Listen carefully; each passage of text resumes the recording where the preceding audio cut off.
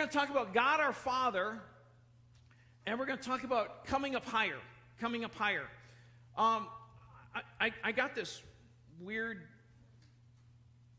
way I think sometimes. I was driving to the M a couple days ago, and I was just thinking about how little things can be. I remember when we were taking a walk with my grandsons, and we were out in Wyalusing State Park, and we read this little plaque that said that in every 3 square feet of space,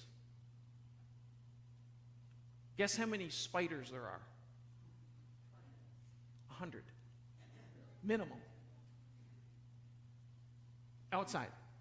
Okay, outside. Outside. There's only about 20 every square, in here, so don't worry about it too much. No, 100 outside. And so, I'm thinking, as I'm thinking about this, I'm just thinking about, wow, how little a spider is. How little a lot of those spiders must be because you don't see them.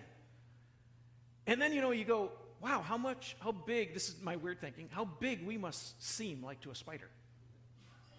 And then I'm in La Crosse yesterday, and I'm looking at these gigantic hills and rocks, and I'm like, I feel small. And then thinking about this earth that seems so big, but yet is really so small compared to the sun. And the sun seems so big, but it's really so small. Because there are other stars out there that could swallow up 100 suns. And you're going, what? And then thinking about the universe that we live in, how vast it is and gigantic it is, and how little we are, and we're going, you know what? It all comes back to say that, God our Father is so, so big. And he's displaying himself everywhere, all around us. But how often we become unplugged and we can't see it.